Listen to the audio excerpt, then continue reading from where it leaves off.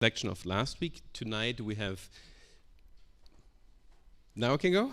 Okay, so off again. So as I do a really official. So welcome to another session of the Healing Arts Encounters in Arts and Medicine.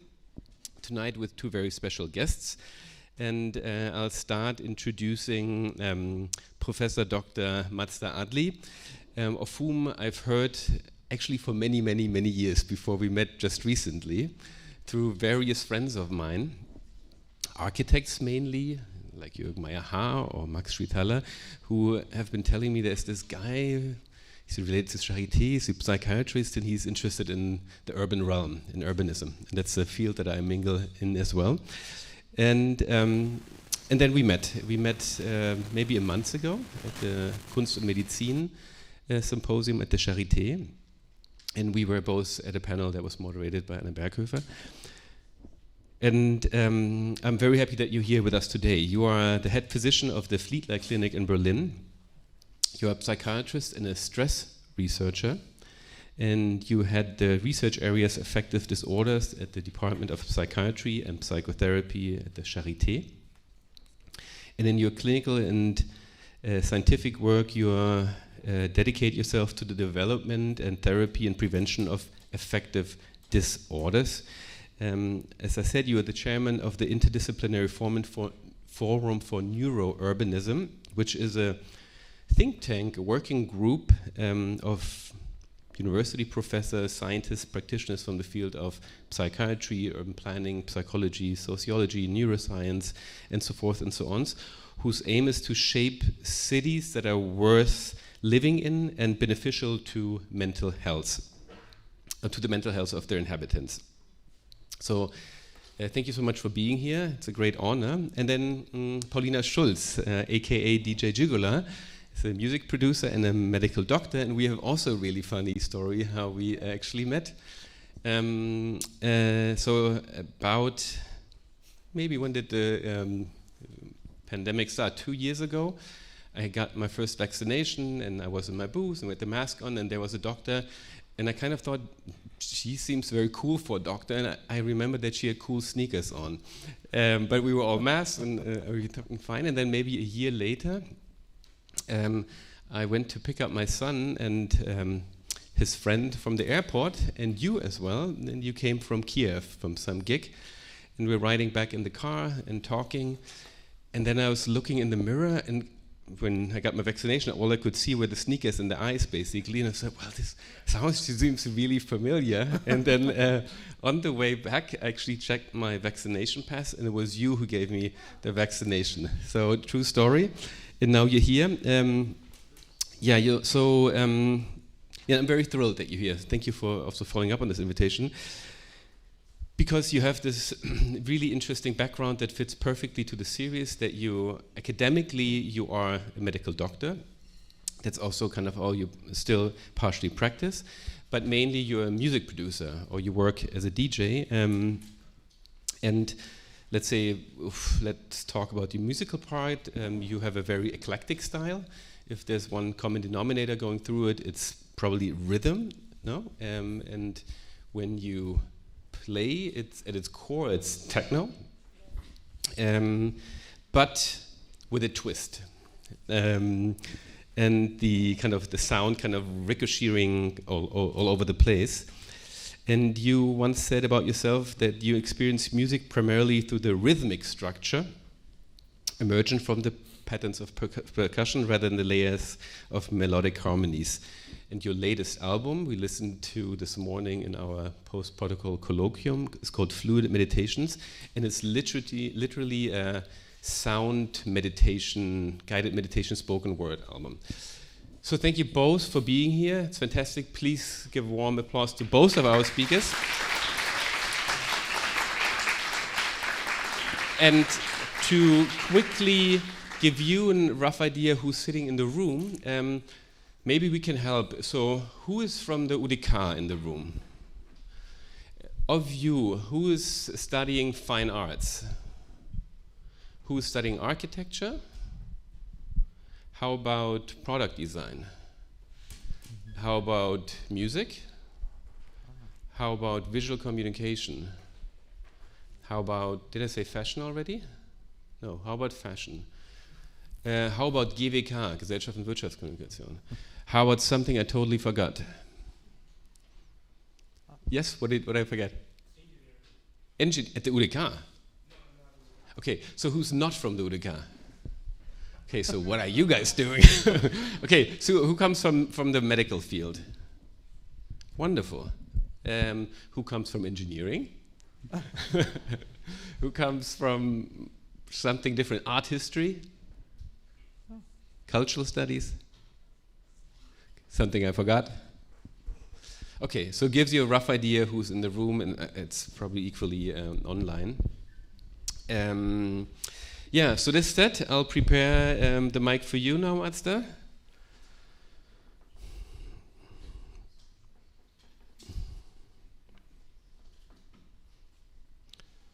And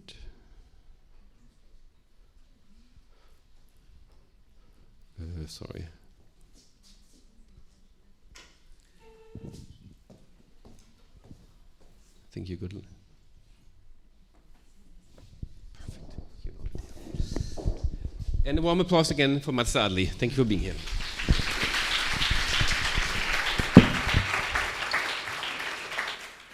Yes, welcome everyone. Thank you, Lukas, for this very, very warm introduction, and I'm extremely glad to be here in this Ringvorlesung in front of this incredible mix of people.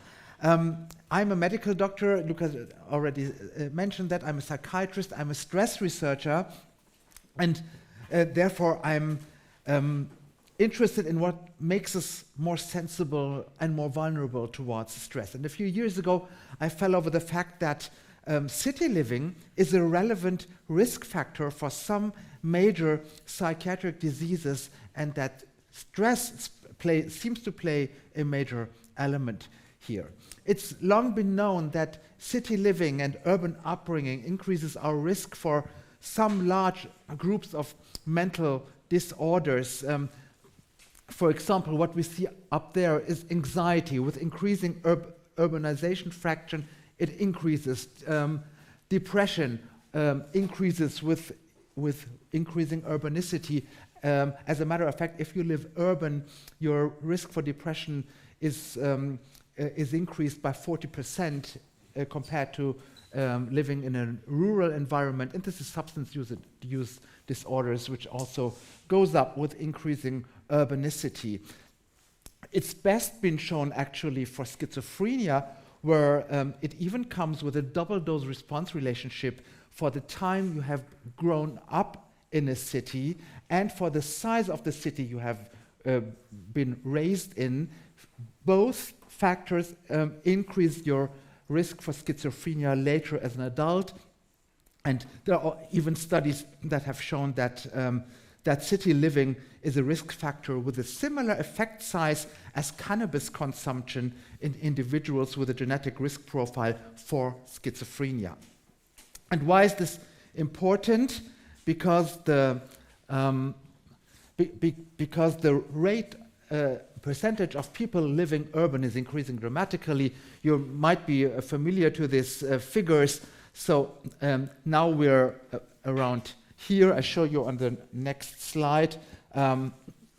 We're slightly past this crossing point. About 55% of people around the globe live urban, and by 2050, UN projections estimate 2/3 of the world's population will be living urban, and that's a dramatic increase. Of course, not every city is increasing population-wise at the same pace. For example, Berlin has a percentage is increasing by 5 inhabitants per hour, while in Delhi it's 67 per hour, and that's quite a difference. But still, urbanization is going on everywhere, and so. The health relevance of urban living seems to come with stress, as a matter of fact with social stress. And there are two variants of social stress that we're particularly interested in that may play a major role. One is social density, and the other is social isolation. Two subvariants of social stress. If they combine at the same time, and if a low sense of environmental mastery adds on top of it, the mixture may become toxic. Social density can mean a constant threat for the social order we live in. Overcrowding can induce stress and illness in many species, ranging from insects to rodents to primates, including humans. And social isolation, on the other side, results out of the experience of the lack of belonging, being overwhelmed by the anonymity of a city, loneliness, or social exclusion. And it has consistently been shown that social isolation is associated with excess mortality, with a stronger effect than smoking, alcohol, or obesity. There is nice brain imaging data from our colleagues in Mannheim that contributed to the understanding of the role of social stress in the urban brain. The authors used functional magnetic resonance imaging and measured regional brain activation in healthy inhabitants of either rural environments, small towns, or big cities. And the participants were were exposed to social stress in a very a special paradigm, a social stress test. That means solving hard arithmetic problems under time pressure and with constant negative feedback from the experimenter while you're lying inside the scanner. We can discuss about this experiment later if you're interested, but what the main finding is here in yellow. This is the amygdala, basically a stress processing area of the brain, which is an alarm area, so to say, and the activation correlates with the size of the city an individual currently resides in. My group recently did a study with the same setup to explore environmental factors that may moderate the correlation of urban living and stress reactivity of the brain. And we found that activity in stress-regulating cortical areas, these are here, that activity in these areas gets linearly better with increasing percentage of green space in a radius of 1,500 meters around the area of residence in healthy volunteers from Berlin.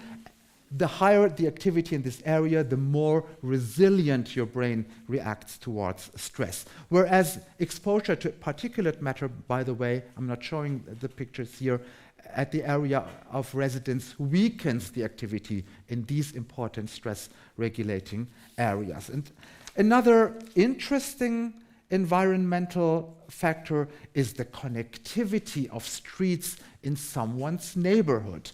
What you see here on the brain scans in color is the default network of the brain, which is something like an inner alarm system that is turned on all the time.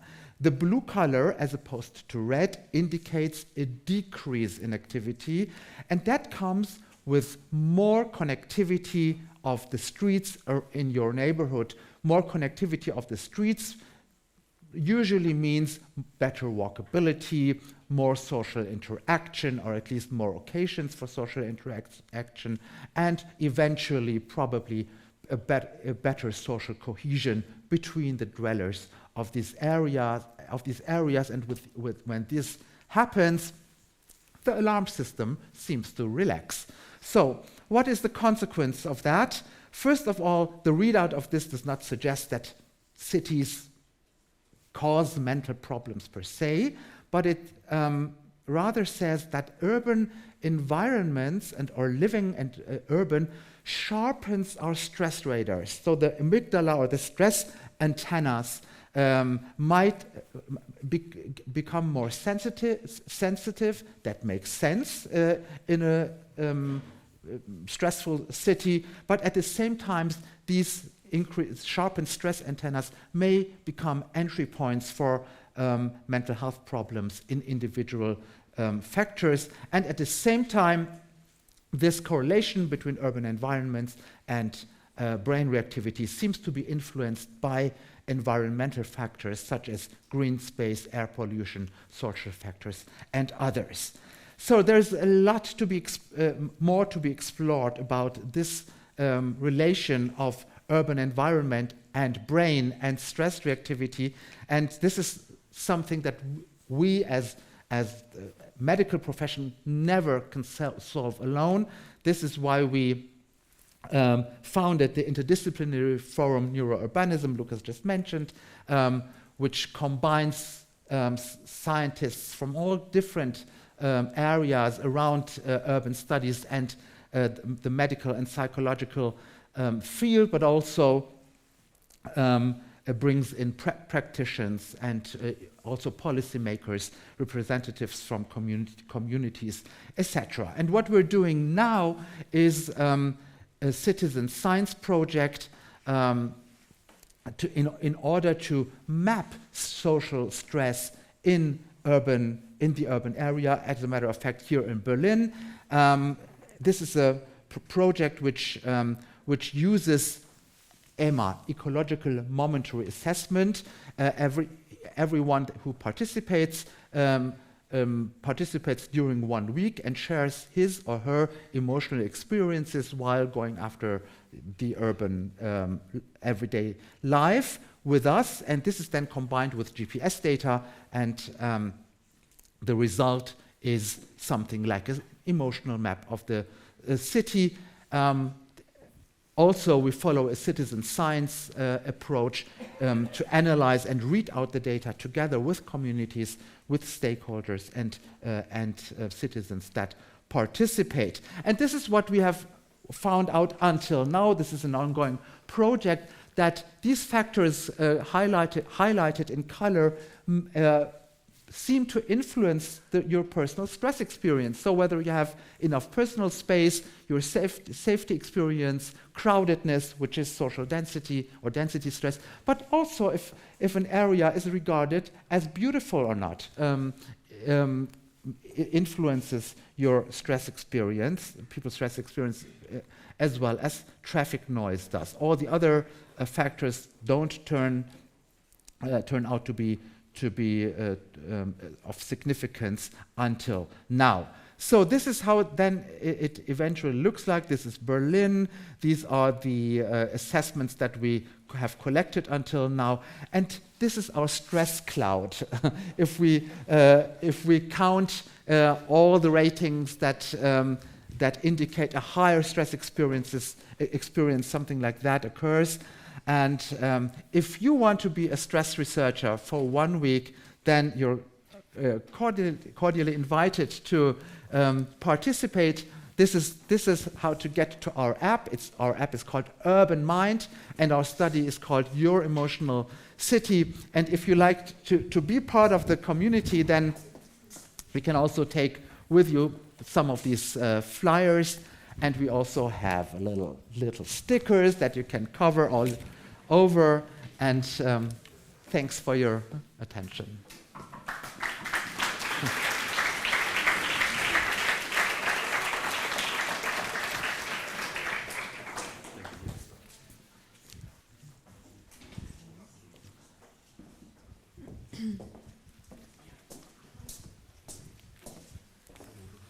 Ich fange gleich mit der Musik. Ich stelle die mal kurz auf.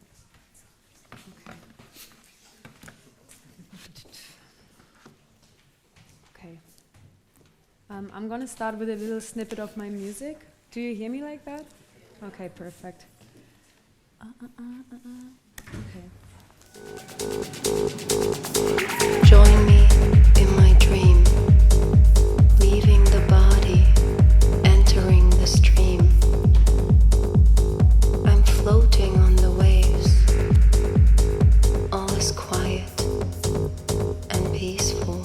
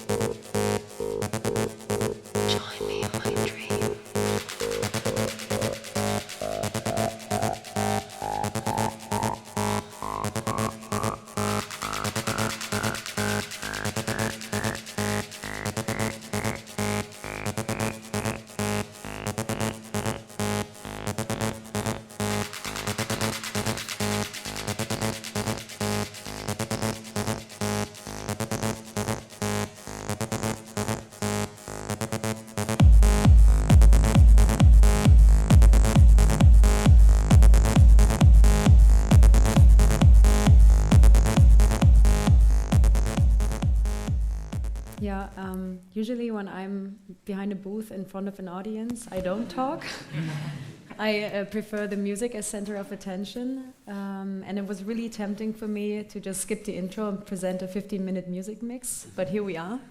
I'm Paulina Schulz. I work as an electronic music producer and DJ under the name DJ Gigola. And I'm really excited to be here today, not only because I'm very curious about the exchange of today and your questions, but I'm also, it's like this event is bringing together two of my sides that I rarely address, because before I became DJ Gigola, I studied medicine at Charité University Berlin. I graduated in 2017, and at that time I already DJed to the side, but it was more something I considered my hobby or my passion, but nothing I considered as a career, especially for me growing up in Berlin. DJing is really the last thing you think of as a career, because it's everywhere. Anyways, a year before I graduated, I met the founders of the artist collective Life from Earth, and they soon became friends and invited me to become part of the collective, as they liked my music and they liked my DJing. And something that just started out of a friendship situation really grew into the most exciting time of my life, and at that time for sure. It was like Life from Earth was at that time like a friends group that had the same vision to contribute to Berlin's nightlife culture and just like be wild around creative projects, no matter if it's graphic design, if it's music, if it's parties. We were just a group of friends that said yes to everything, and we wanted to always explore a new project and challenge ourselves with wrapping our heads behind, I don't know, how to do a release plan, how to press vinyl, how to do a proper party, or how to do a festival stage, how to do this and how to do that. And there were no boundaries to projects or creative fields, and in the same way there were no boundaries to musical genres. So if we liked an artist and their idea, we showcased them in a label and presented their work. And it was kind of this group effort that was sometimes very naive, but very experimental and open-minded. They grew the collective from 2016 over the past 7 years in a more or less professional independent music label. And with the growth of the collective and the music label, I grew myself and became a more or less professional DJ and music producer. I started producing music in 2018. And at that time, in 2017, when I graduated, I worked for a little bit in music, in medicine. This is already starting to be confusing for me, in medicine, but because the work for the collective was really time demanding, and because my touring schedule increased, I stopped working in medicine because it was too risky for the patients I treated if I was tired or I couldn't perform on the same quality as I would if I only did medicine. I decided for myself that I want to pursue the path of DJing, working with the collective, and becoming an artist. Yeah, it was only until the pandemic that brought me back into medicine. As Professor Fallreis already said, that's where we met, in the vaccination center, but I'm happy that since 2022, roughly, I'm back to touring and doing music. However, during this touring, after 2021, there was something different in the clubs. In the beginning, I thought it was just me, because maybe I got rusty. I believe that when you're a DJ, you practice your skill by performing and performing and performing, because you kind of have to grow this intuition where you can react spontaneously to a vibe and a crowd and to cater to what they need. And this is for me something I need to almost play every weekend to kind of not get rusty. So in the beginning I thought maybe it's just that, but it wasn't really that. And maybe to give a little throwback, I grew up in Berlin. I started going out when I was 15, and I immediately fell in love with club culture. It was not only the music that I loved, the electronic music, especially techno, but it was more the community behind it.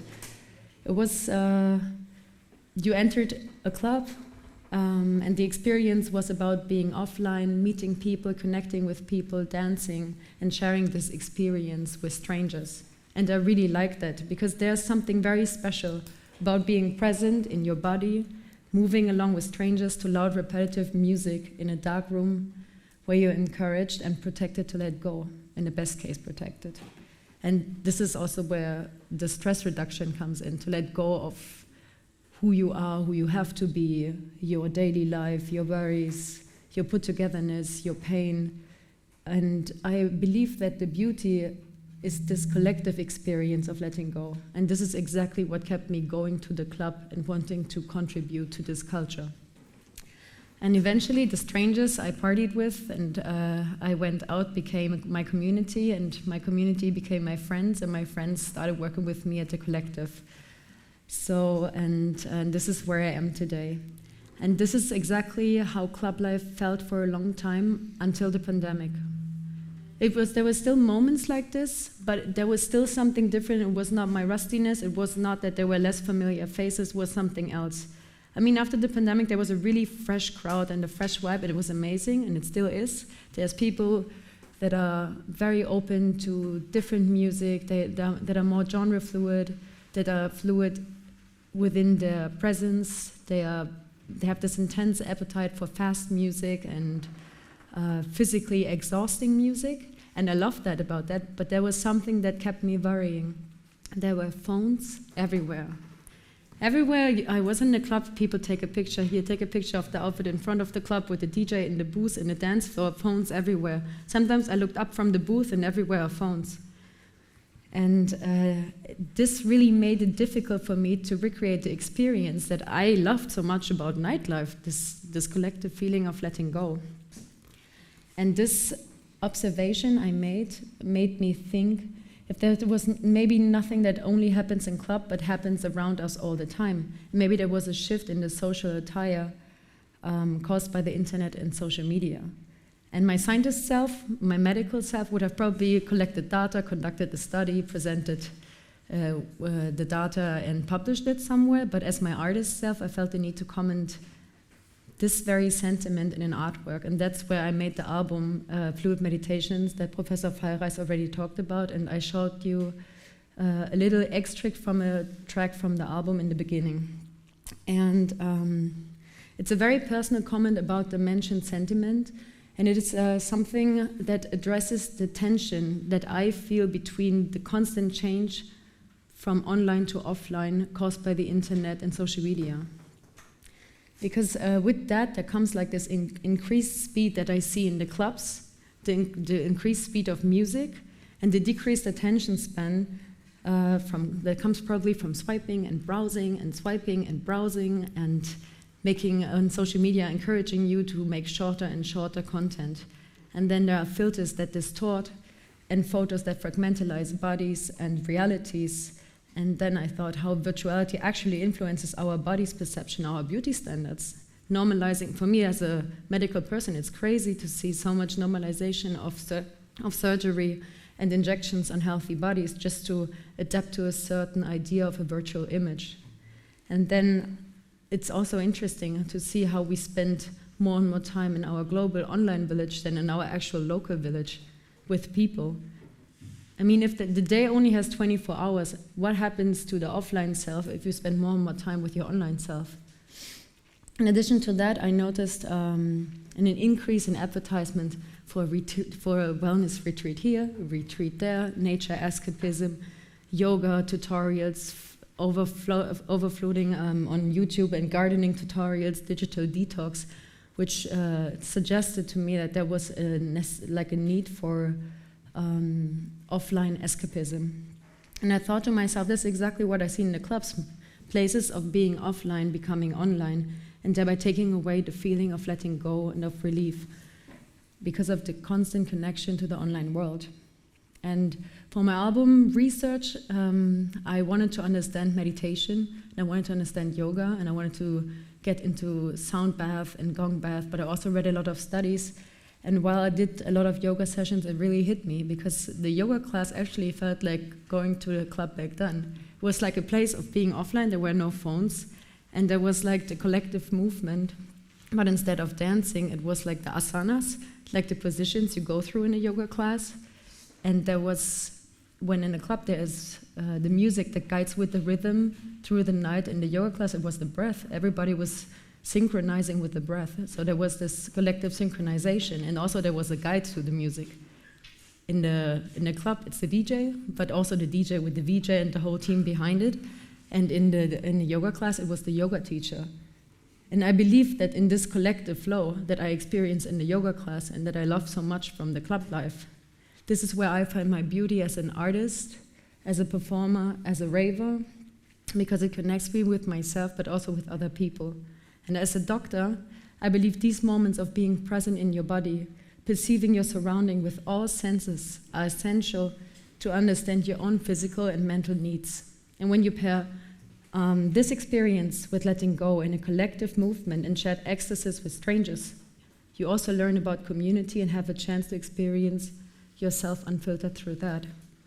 And both experiences, to me, are essential for our physical and mental health, for growing as a human being and maintaining an open mind towards strangers.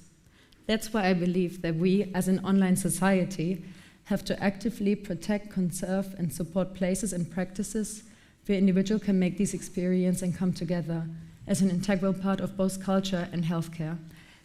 This is also the point where my both sides, my DJ self and my doctor self, come together at the intersection of music and embodiment. And now I had to speak all the time. I'm going to finish with a little bit of music.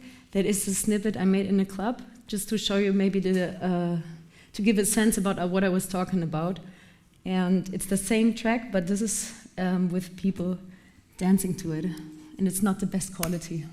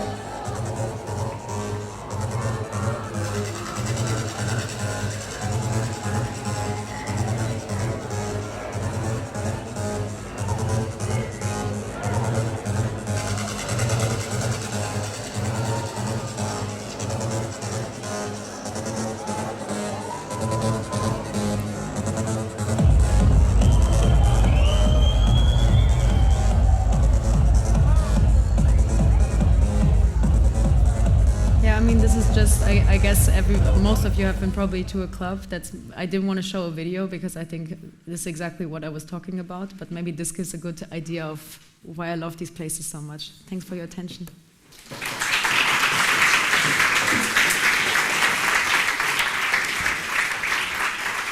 Okay.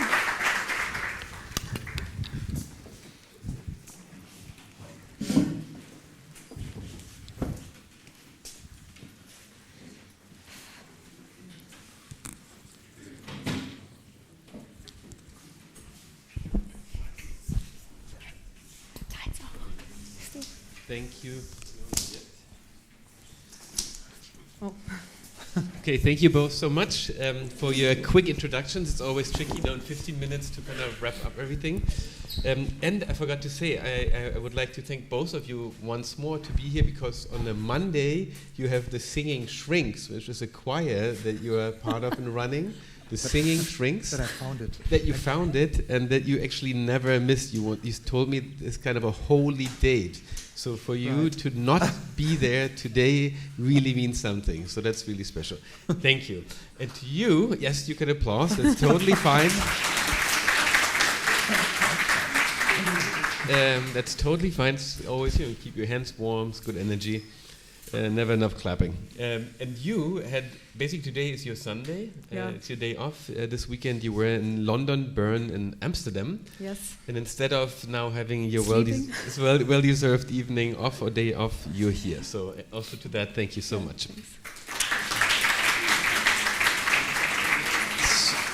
So now coming to the two of you, I have a few questions just to break the ice, and then I'll pass eventually the mic to you guys here in the room. That made me think a little bit. First, I was really curious when you started talking about the city and the various kind of stress levels of overall, let's say, the relationship between the body and the city. That's a very old one. The analogy of body and city kind of goes all the way back. That of the city and the psyche, I don't know. So I'm curious if there's kind of a historical reference to that. And then I was thinking also the kind of the birthplace of modern psychology, and Freud is a very dark Vienna, a very urban setting, no? Like, as such, this didn't grow in a rural setting either. But then, so this just to starting points, you can comment this one. But then I was thinking when you mentioned stress. So stress is kind of a topic, and stress release is maybe the counter topic here, as being huge factors of living in an urban environment. But isn't stress maybe also, because this has a negative connotation to the term stress, but couldn't one argue that, like, any obstacle kind of is a source of stress for me as a human? Yeah, something is changing. I'm meeting a stranger. I'm meeting something unknown. This is a source of stress potentially because it's new. I don't know how to categorize it, what to do with it.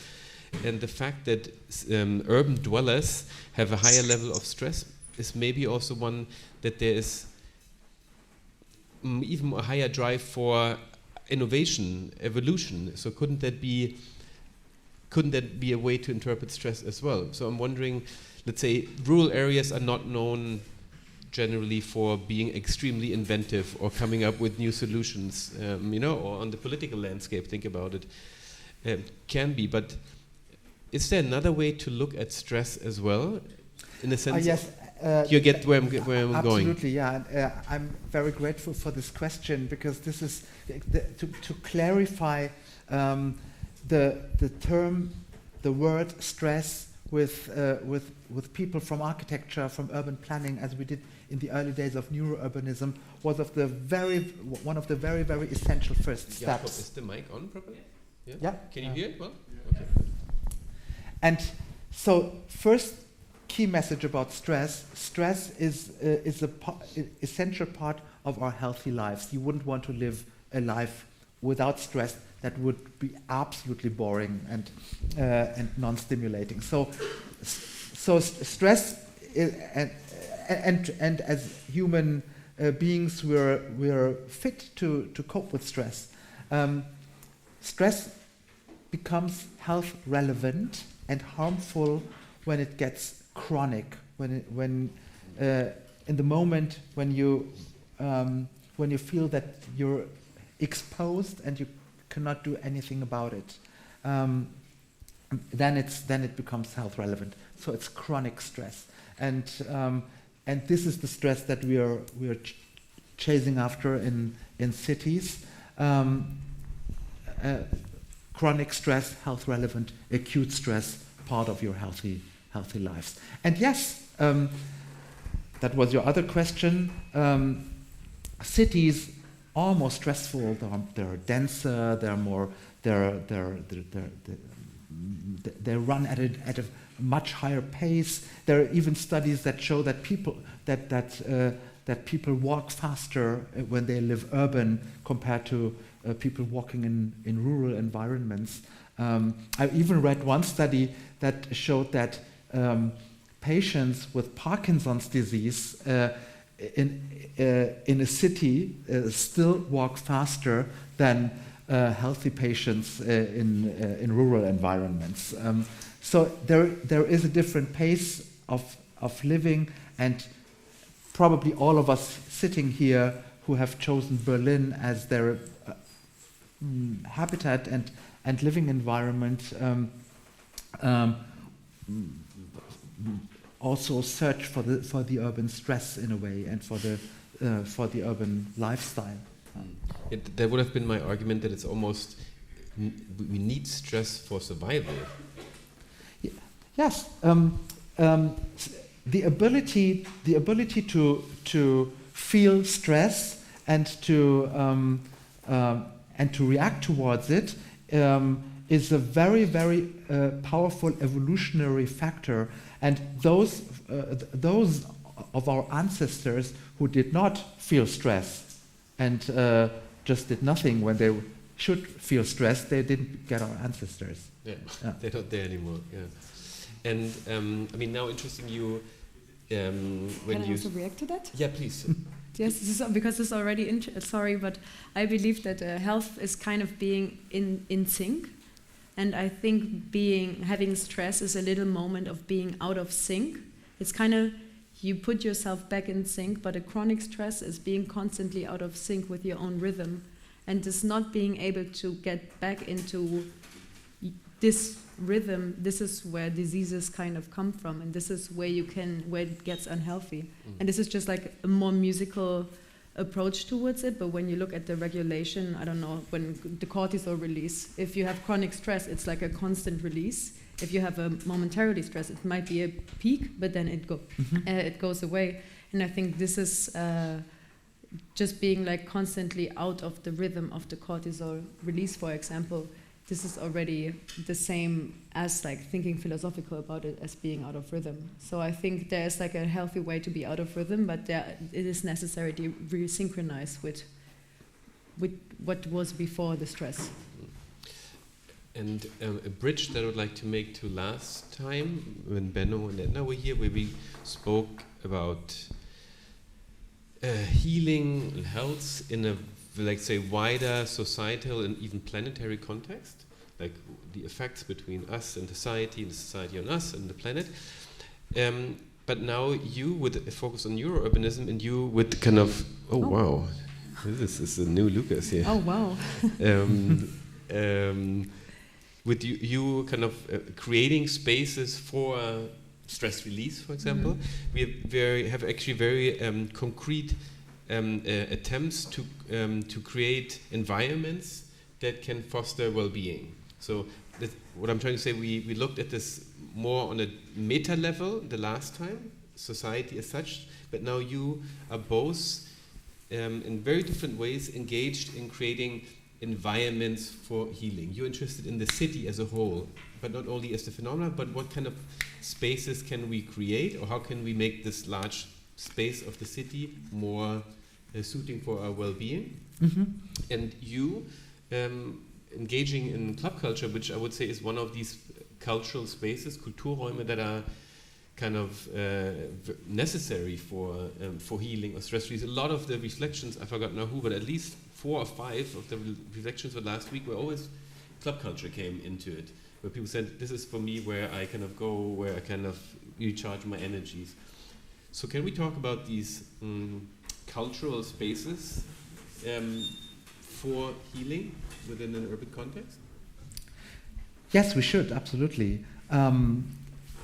If you remember, I said, I pointed out that it's social density and social isolation that seem to be most stress relevant for us for us urban dwellers, because those subforms of social stress they get chronic very quickly and occur very frequently in urban environments. So we need places and spaces that counteract these variants of social stress. Public spaces are extremely important to counteract social isolation. Public spaces are like antidotes to social stress. Public space in the city where people can meet, where they can meet peers, where they can interact with people they do not know. Therefore, also, the second key message from my side, cultural places are health places, are health supportive places. So clubs, theaters, opera houses, museums, galleries, because these are places that stimulate people to gather, that stimulate people to step out of their doors and spend time in front of their doorsteps instead of behind. And this is key message number 3. Time spent in front of your doorstep is good for your mental health. I couldn't agree more. I also think it's a balance between isolation and being with people. I think the isolation starts putting the headphones on and going through the city. Even if you're in a public space, you're in your own world, where you're isolated with yourself. I think taking into consideration what being constantly online is, I would probably say a risk factor for isolation and social isolation. And that's why the places where we gather, you should step out of the comfort zone of not being online and just trying. I mean, when was the last time you sat in an S-Bahn and you talked to the person next to you? Probably never. This is if it's not someone you know. And this kind of way of just encountering different people and just putting you in the discomfort of being challenged to interact with a person you don't know, and this is something very healthy. On the other hand, I have to say, I spend a lot of time in places that bring people together. For me, when I come back from my weekend of touring and being in a place, if I hear my neighbor walking on top of my room or I hear any sound as coming from a very musical, intense room, I get crazy. That's my stress factor. So I think it needs to be balanced with silence and the chance to just distract yourself from public spaces. And do you ever, when you put on your medical glasses as a DJ, have you ever kind of thought of the space as a space of healing, so to speak? I mean, sometimes it sounds a little kitsch to me to say it's a space of healing. First of all, I would say it's a space of encounter, and it can be healing, I think, but it's like any medicine. If you only do one dose, probably not. If you do an overdose, probably not. I think if you find a good mitigation for you to go there, it definitely has a potential to heal, especially in terms of stress or in isolation. And I also think it really helps you to, I think sometimes when we grow, we get confused in our identities, especially with new connections made and new relationships. And I think it's really nice if we are insecure about parts of ourselves to expose them within people that we don't know, because with this exposure, we can understand it from a different perspective. And this is something we can practice in a club if it's a safer space, as in a space that's protected for you to be whoever you want to be. And I think this is also very protective for your mental health. Mm-hmm. 2 thoughts I had. One, obviously, also common friend Peter Rauer, the lawyer who kind of made official that the Berghain is a Kulturstätte, so it has the same status as the Philharmonie, no? Like going to consider the Philharmonie in the Berghain. And then the other one is a friend, Anna Pujana from Mayo Architects, who is since last year the professor for architecture and care at the ETH in Zurich. And her entire focus is there on public spaces. So a big project called The Kitchen the City, where you bring like a kitchen into public spaces where people kind of come together of different age groups to basically cook together, but to give that public space a function, a meaning, and a place of community building. Because that seems to be something that you both deal with. But can you elaborate on the notion of community? Well, the community is usually the group of people that you relate to and that you develop a sense of belonging to. And sense of belonging, again, is health relevant. Sense of belonging is also an antidote that counteracts social stress. Sense of belonging protects from feeling isolated and from feeling lonely. Therefore, for example, in our project, Emotional City, we also ask for feeling belonging to usually to the neighbors, to the neighborhood where you live, etc., from the people that you share your house with, and others. So that's what community usually is. And you can even feel a sense of belonging to people that you do not really personally know, that you meet in a club, and you do not need to know the names of the people that you belong to. Do you think that you have to share the space, or can it also be a virtual relationship to build a community? Do you think as a health relevant factor? Well, that's the question that arises frequently. Our virtual friends, Facebook friends, as valuable as physically present friends. Although there is even one brain imaging study that shows that the brain reacts to Facebook friends in a similar manner than to real friends, I would doubt that they are they have the same value for your mental health, because at the end, as a clinician, I must also say I experience frequently people that mistake virtual friends and virtual communities for real, and end up in very, very lonely situations. Yeah. And also for you guys, you can start kind of getting your questions ready. But what I would be very curious in both of you cases is, in how far, in your case, for example, you said, like, as a clinician, you just said, no, your job as a psychiatrist, you work with people who come with problems.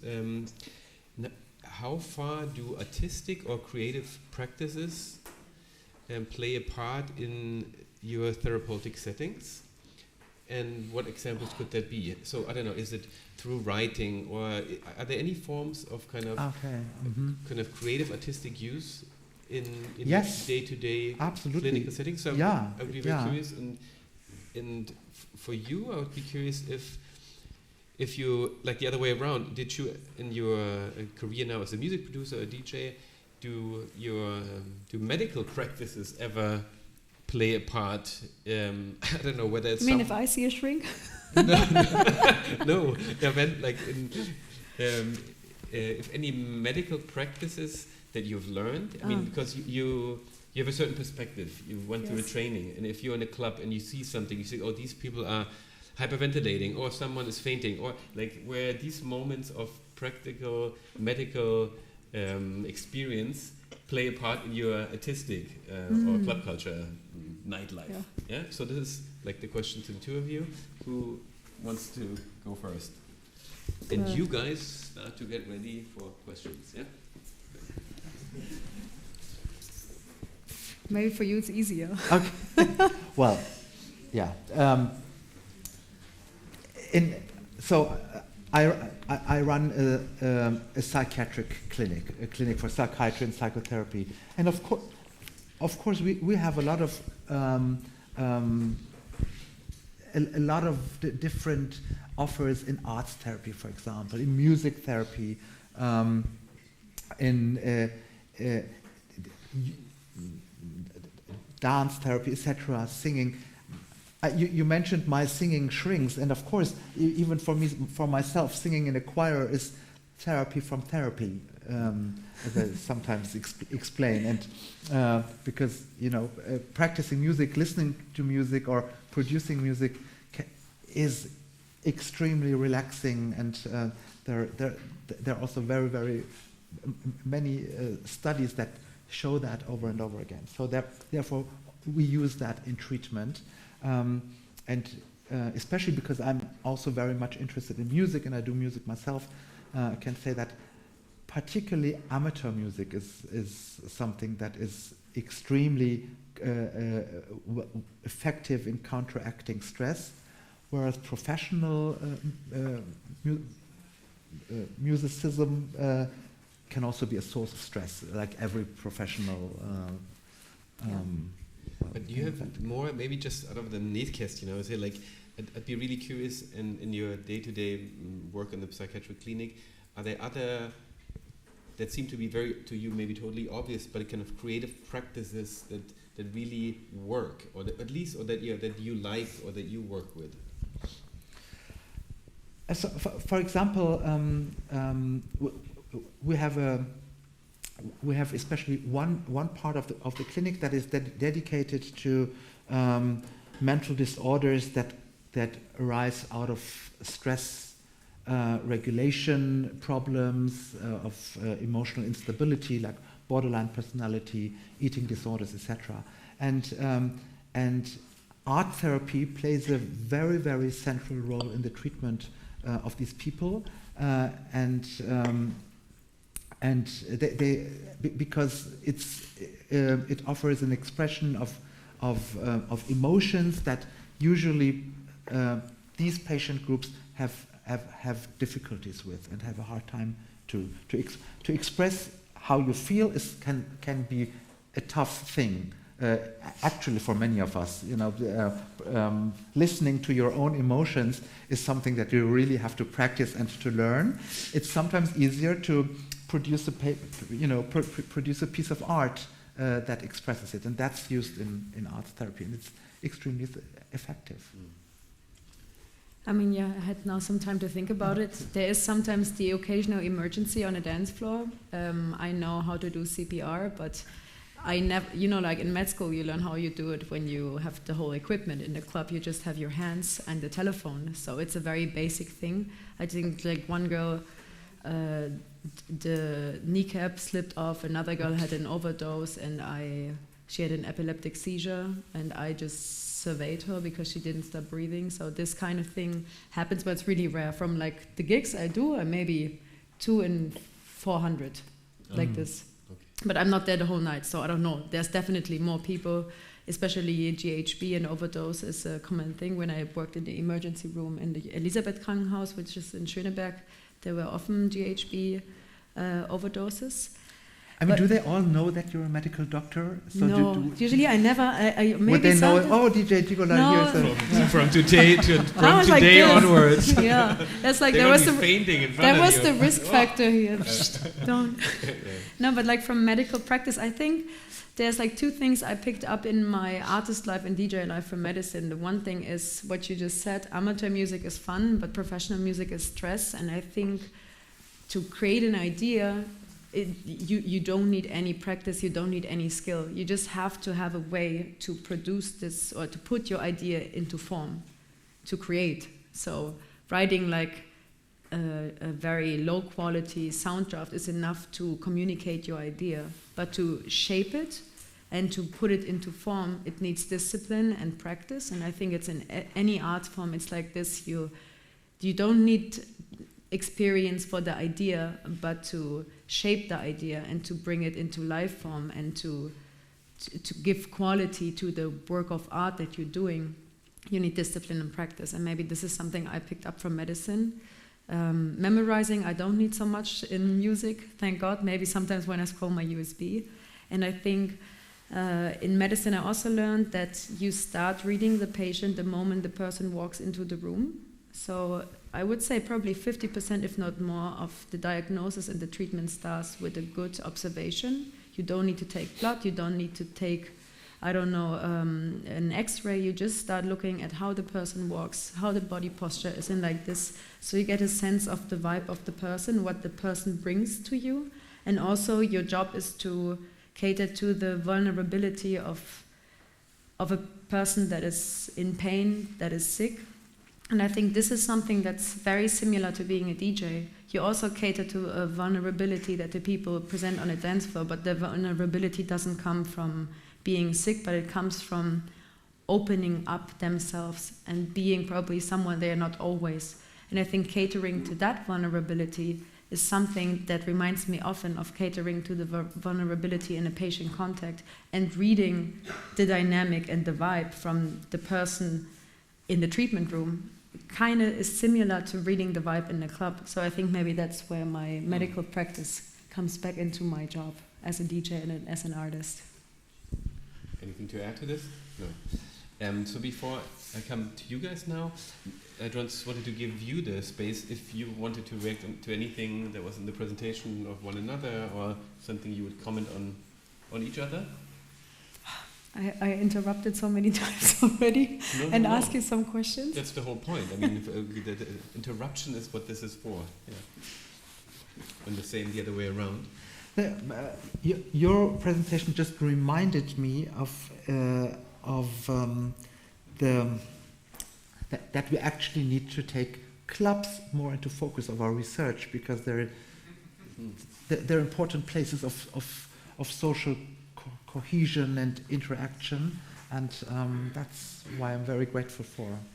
Yeah, it's often with the cliche of like partying and drugs, and especially internet creating an image of party and techno culture that has nothing to do with like an offline experience in the club. And I think I'm always advertising for this feeling, because I think obviously everybody's asking me, oh my God, how you're a DJ and not a doctor. And for my parents it was really difficult to understand that I have a serious job. And it's the same. I DJ'd in Munich, and the Süddeutsche Zeitung wrote the caption, "Feiern bis die Ärztin kommt." I was like, what the fuck, I'm sorry, but this is so stupid. I was really like angry about that, because apparently that's how they advertise for techno club. They have to put in some intellectual Ärztin bullshit to make people go to the club. I was not happy with that. And I also think that I, for myself, also try to create and cater to clubs that feel like that. And I've just been witnessing that on top of what you do with the urbanization, we have the virtualization on top that's causing even more stress in the environments we're in today. And this is something I make my mission, that the public spaces I think are important, but I think if there was no Wi-Fi in these public spaces, maybe they would be a bit more public. There's not a bad chance in Berlin to get some places without good Wi-Fi. The Deutsche Bahn. So at this moment, open up to you guys, and you know the story. Don't worry. I can ask any question. No such thing as a stupid question. But who of you? Yeah, Hassan. I see your first hand going up, and there's another one over there. Wonderful. Also du kannst entweder vorkommen ins Mic sprechen, oder ich wiederhole deine Frage. Ja. Also, oder Englisch war? Yes. So my question is for Mr. Adli, right? Adli. So I really found the research and statistics that you showed very interesting, and I just wanted to know, how do you, or how is it in general, to categorize green spaces, since not all of them have like the same quality? You know, for example, Hasenheide is maybe not that like stress-inducing space for anyone going there. And furthermore, it's like what role is social class playing in that too, since working class and middle class are probably exposed to stress in a different way? And how do you categorize it, and how was your, or like could you say your experience? I'll repeat this question for the online audience. Is there another one, or these two? Yeah, very good question. So this is for you, Mazda. The first one was regarding your statistics on green spaces within the urban environment. So how do you categorize them? And in particular, the example was given, let's say, if you walk through the park of Hasenheide, the stress release might be less than, let's say, walking through parts of Tiergarten. On the one hand, and the other one, in these statistics, is a class considered, working class or middle class, and how this affects the reaction, the stress reaction. Does that reflect your question? Yeah. Well, the study I showed to you is done with 42 healthy Berliners, so it's not. It's really a low number of participants, but it's again a very high number for an fMRI study, because they're so complicated to do. Therefore, we cannot really differentiate between many types of green spaces. But what is important, an important learning was that that even those green spaces get under the skin that you do not look on. So it was even the effect held true even for the green spaces that were 1,500 meters, 1.5 kilometers away from your home. Even they had an effect on people's brains. And that was, by the way, absolutely unconscious. So nobody was aware of these effects, even if we asked them in many, many different ways about their stress experience. They all kind of felt the same level of stress in their daily lives, but also when we exposed them to artificial stress lying in the scanner. So I cannot really say much about the different qualities, but even the small pocket parks seem to work in a way. So that's what we get out of it. And in the same manner, we couldn't really differentiate for different socioeconomic groups and classes, etc. Although they definitely play a role. In the study we're conducting now, we're looking very diligently at these social factors. And there was a question in the very back. Yes, please. Hey, you want to speak into the mic? You're recorded, right? It's put on the internet. Your voice is recorded. Okay, perfect. Yeah, it's okay. Yeah, I was just wondering, like, so you're both like working for like Gesellschaft, so like for people actually. So this is actually for me it's like a bit like a personal question. So how do you balance yourself? So maybe you already said, but maybe also you, because it's also for me it's sometimes like I'm also working like on transformation of public spaces for climate change, and it's also for me sometimes it's like every day so many like from people it's like some demotivating stuff is happening. So that's why I was wondering like what's your personal practice or The choir. Well, I already said that. The It's choir. singing. It's singing in the choir, and it's also singing and doing music all by by myself and with friends, etc. So music. If that answers your question. Yo. This was our online guest here. Yeah, we also have an online question. Okay, great. Good to know. Sorry. I would probably add to that I have a job where I do not only change clubs, I change countries, I change working hours, sleeping hours, so I have a lot of inconsistencies in my sleeping pattern and in my... High stress level, actually. Yes, Yeah. I have a very high stress job, I would say, because I have no routine. I'm home for 4 days, then I'm gone for 3 days, and this really messes with my mental health. It's just not that it's not about me being grounded, but it really puts me to an edge where I cannot, my body needs certain routines. As I told you, I believe rhythm, the body works in rhythm. Our heart beats in a rhythm, our hormones are released in a certain rhythm.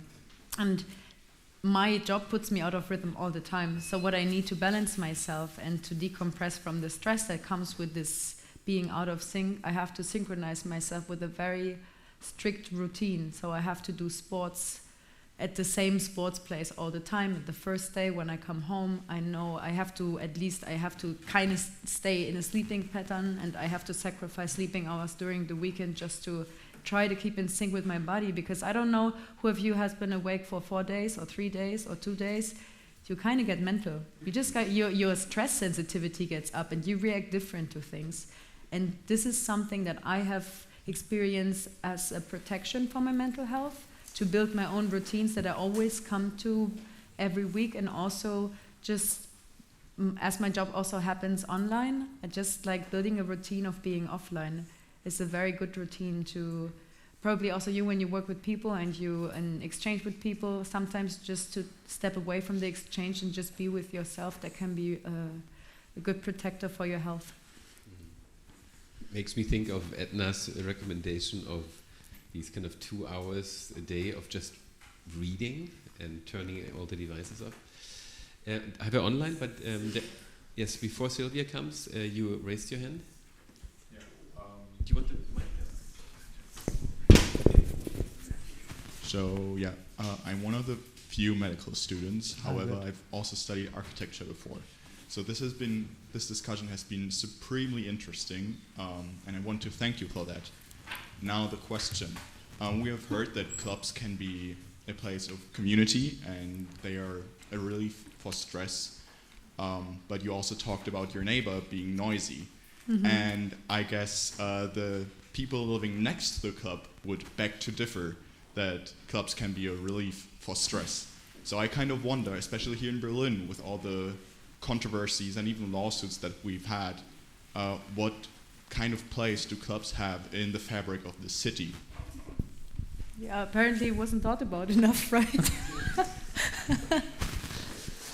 I mean, I started going out a long time ago when I was 15, and I would say the clubs that I've witnessed closing in Berlin, I grew up in the city, is probably half of them that I went to. So I would say there's a trend happening in the city that these places are closing, maybe for increased rents, maybe because the neighbors are complaining, maybe they are not respected. Although I have to say that Berlin is one of the few cities in Germany that actually have a cultural support for club culture. Mm-hmm. But I think that maybe it would make sense to, as I said in the end of my introduction, to pick out a few places like Berghain, for example. Just it was picked, but let's see where this is going, and to protect them culturally, and just to establish certain areas that won't be bought by an investor because they are important for the health of the community.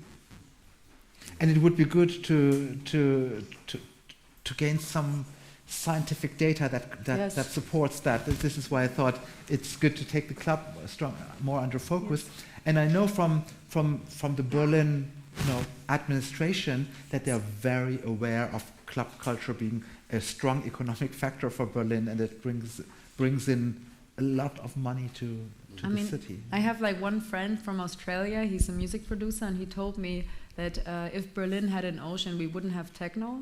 And I think this is probably Berlin for its ugliness. It's, speaking of architecture, and just being completely torn down by bombs after World War II, and then being this island with the empty spaces that were on. It's where the club culture in Berlin started. I think maybe because of this ugliness, and you all know how Berlin winter is. It's a stress factor in your words. Health relevant Berlin winter. I think maybe this contributes to that's why there are so many clubs in Berlin, and this is why there is this strong techno movement, and it's such a strong part of the culture. Is maybe also lies within the history of Berlin, but also its architecture and its environment in winter. Great. And now we have Sylvia with a question from our online audience. So, Sylvia. Hello. So, this is Sylvia. just wow. Wait, this does not sound like Sylvia, but yeah, I am not Sylvia. I mean, I am Sylvia's friend. I just overheard the whole meeting. Okay. And well, it was welcome, very Sylvia's interesting to me. Welcome, Sylvia's friend. So in this case, but I wanted to ask about clubs and about how some of them are working during daytime. Could clubs who are working during daytime or either being as like open public spaces be the future of like stress relief and sort of like community coherence? Because in particular, when I tried to go during nighttime and daytime, I really saw a significant difference of being relieved and like how different when experience it going up the club in the morning and then skipping the whole day. Well, we had a little bit of technical difficulties, but the question was with regards to like daytime clubs. I mean, I would welcome it. What happened now? Yeah, you have to share this mic now. Okay. Sharing is caring. Honestly, if I could work only during the day, I would really welcome that. But I think this is exactly, I have the opposite job of the regular job. So I think to make clubs work during the day, that would actually mean that the people that attend the club can go to the club during the day. And I think this is where the difficulty lies, to put parties during daytime. I mean, everybody loves the Sunday in Berkheim in Berlin because it's daytime, but it's a Sunday. And there's not so much to do on a Sunday. So I think introducing daytime parties on Sundays is actually a good way, because you can be in bed, I don't know, at 6 p.m., 8 p.m., or you can be in bed also later, but then you can feel fresh before you have to go to work on Mondays. And I think maybe if we facing a cultural shift where we introduce only 3 days working week, 4 days working week, maybe then we can add another day for a daytime party. But I guess until then, it will be a bit more difficult. Yeah, and one more online question. Thank you. BCT. Hello, it's Bano. Do you hear me? Yes, loud and clear. Okay, so perfect. I have a question to Professor Mazda. In what extent, you are considering sound and noise levels in your research? Because most of the time, that kind of research stays in the labs, but not considered human perception. And, a place for you could be very loud, but for me, super comfortable because of safety reasons, whatever. And if yes, what kind of methods you are using? If you ever work with sound artists, sound walks, and etc. And if not, I have a PhD on that. How can I contact you? Oh, you do a PhD on sound exposure? It's about how to include sound into urban design process. Oh, okay. So we should stay in contact. And I can say what you might remember. I showed this preliminary data from our ongoing study, where actually noise exposure plays a role in people's stress experience. And we take maps in the public domain, like noise maps of Berlin, and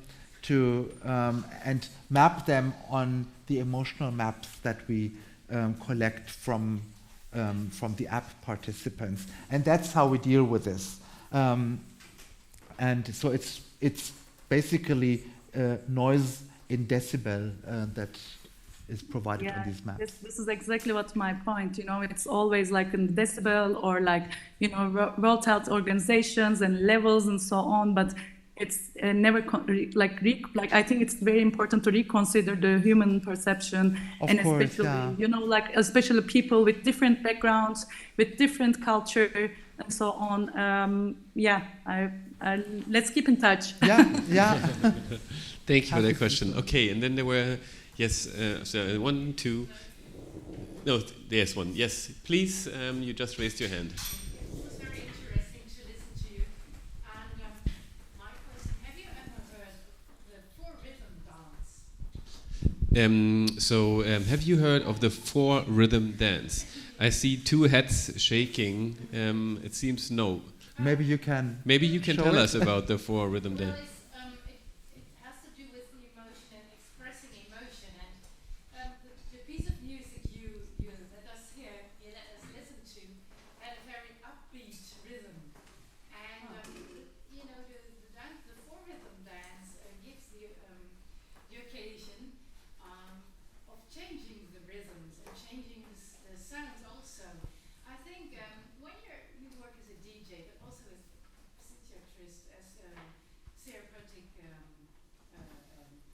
aims, it can be very interesting to change rhythms or to change the moments of stress with chill or chill out. But perhaps you have already made this experience and put it into your work, haven't you? So I'll make a very quick summary for the online ones. But how about rhythm and changes of rhythm in your practice? We were sharing through the microphone, but it's both. And I remember, wasn't there also something with rhythm that you were working on? Okay, so you get 2 answers to this. I'll pass the mic to Paulina. Okay, this is now the nerd answer. This is my philosophical take on life. I think everything is rhythm. Because if you put living is a motion and death is a stop, it's nothing but rhythm. So I think rhythm is the big thing that brings all together, and I'm very rhythm conscious. And in my work, it's like breathing, you know, you can breathe really rapidly or you can breathe slow, and both have a different effect.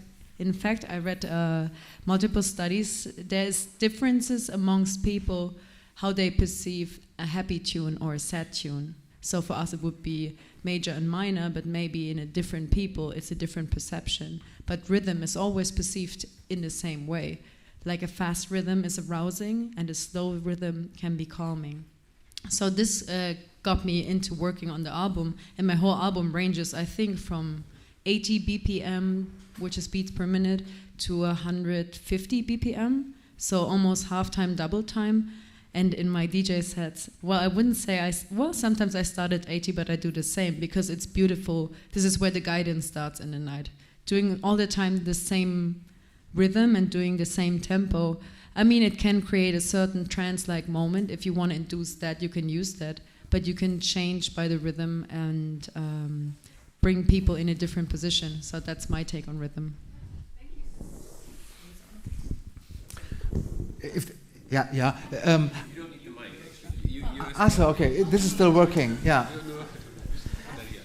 Actually, I was wondering. I was asking Lukas Fayas before if you prefer a talk about neurourbanism or about music and mental health, which would be the alternative. And there is and when I did some research about the effects of music on our mental health, I fell over this extremely interesting study, I think from 2018 or 19, where they explored if babies in the pre-verbal ages, like 1 year old or half a year old, if they really have a musical experience. And they did a lot of experiments, very, very, very diligently done. And the result was the babies draw first of all, they draw the rhythm out of the music. So if you present them a symphony by Wolfgang Amadeus Mozart or a rock piece or so, they really take the rhythm out of the music and they move to it. And it's the first expression of dance in these little babies. And then the videos of these babies were shown to professional dancers of the Geneva Symphonic Ballet Ensemble, and were analyzed by these professional dancers. And the more these movements of the babies to the rhythm matched to the actual music, the happier their emotional expressions were.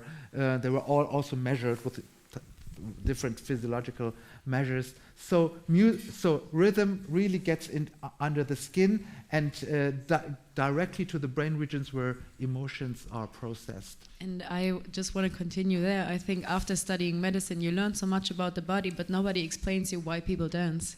And for me, I mean, there's this, I would probably use the word magic, but I don't know, there's this unexplainable beauty that everybody can translate a rhythm into a movement if they're able to move. Yeah. Thank you. Thank you for the question. Thank you for the answers. You, and then there was someone else that you. Okay, sorry, then we start with you, and then we come to you. Thank you very much to both of you. I have an answer maybe more for Paulina. I wanted to ask you what is your opinion about door policies in clubs? Because I feel didn't grow up in Germany, and I feel that sometimes not even the receiving is actually a rejection to an entrance, but even the idea that you could be rejected is in a way stressful and kind of so far away from acceptance and stress relieving. And so I feel there is like, I don't know, in some way, sometimes it feels that it can be stress relieving, but only if you get accepted to this place. And I find there is a contradiction in this.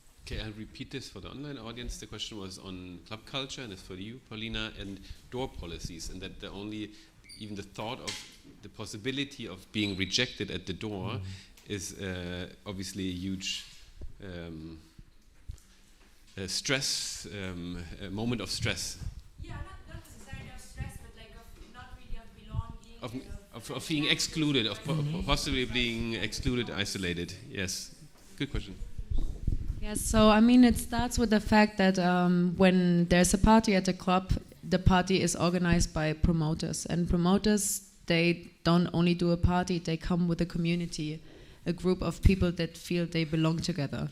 And this community has their own rules, and they invite people into their community home, but I think for that they want certain rules to be respected. And I think it starts that when you introduce a strict door policy, you start by making the rules to the evening available. And for some communities, maybe they have made bad experiences.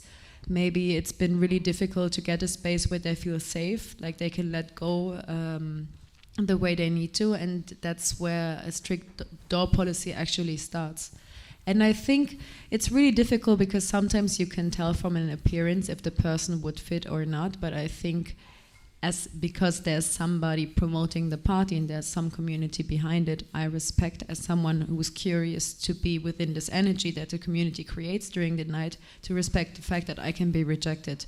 And it's not only one club that will reject you, but there are many clubs, and maybe you fit into a different community better. And sometimes you fit into this one night or you don't fit into the other.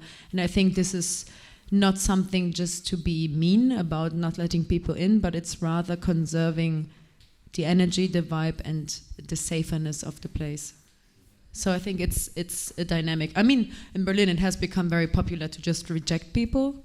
I think this is also something that the communities and the promoters have to feed back within their people, so to say, like, were we happy with the night? And I think doing an internal feedback round is really important. But yeah, that's my experience. And I'm as a DJ, I'm really happy, and also as a woman, I'm really happy if there's a strict door policy, and so that I can feel safer or safe in a party and letting go.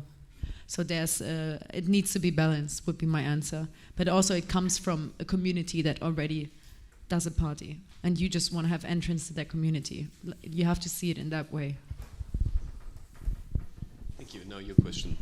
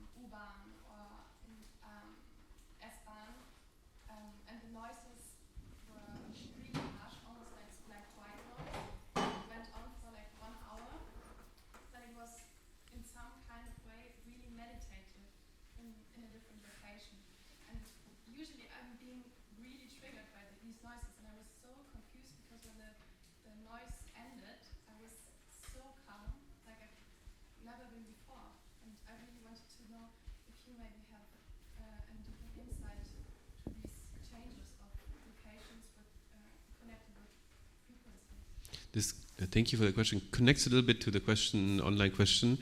Your experience with noise frequencies or changes of frequencies, or even frequencies of sounds that you would maybe usually categorize as kind of disturbing, that can have kind of the contrary effect.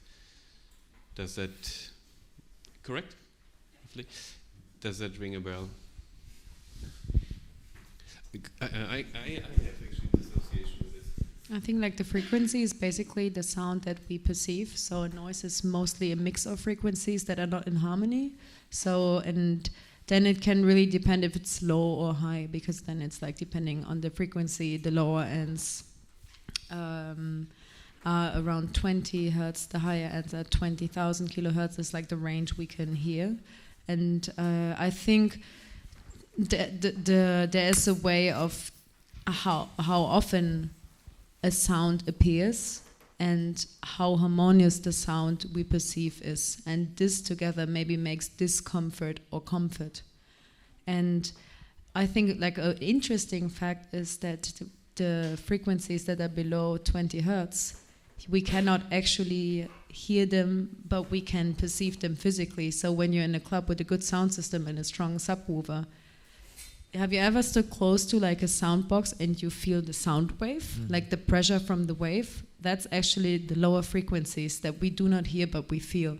So I think that's also a very interesting part about stress and frequencies, because if you're too close to that, it has a physical impact also on you, which can be also positive if you like the little vibration. So yeah, that's my answer to the frequency. So it really depends on how you put things together and how you repeat it.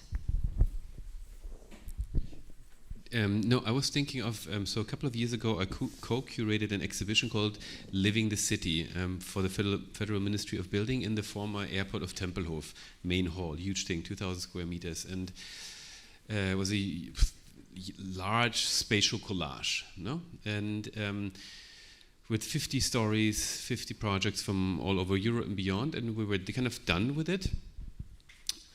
And in the room, and it was very quiet in that huge hall. And then in the very last step, we added another layer of sound to the exhibition, which kind of also fits to the commentary we had before from the online guest, that we had basically what you described as white noise, but there were constant, sometimes you heard sounded like a subway passing by, or a bell ringing, or people talking, or a bike, or a skateboard, like sounds of the city that we played very subtle into the room.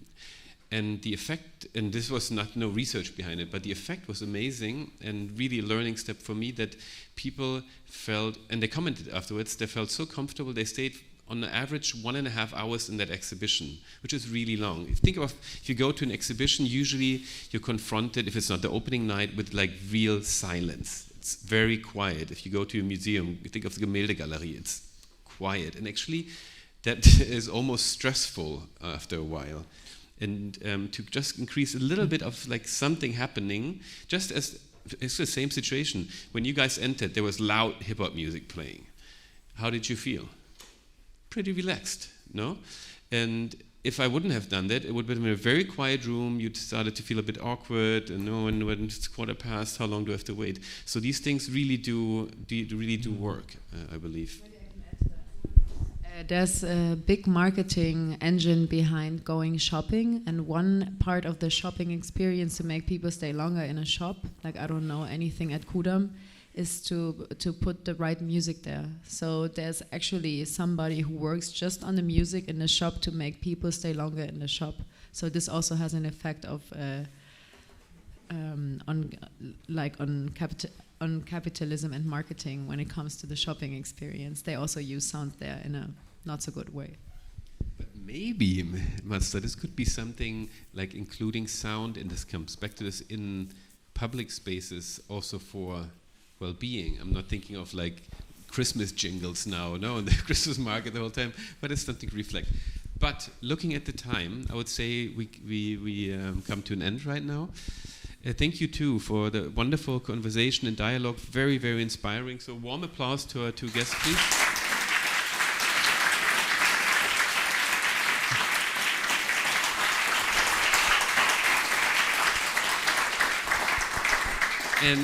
And a very big applause to you guys online and offline here at the University of Arts. Great for being here. Warm applause to yourself. And remember, you have to talk to someone you don't know. No, applause, applause, applause. This is for you.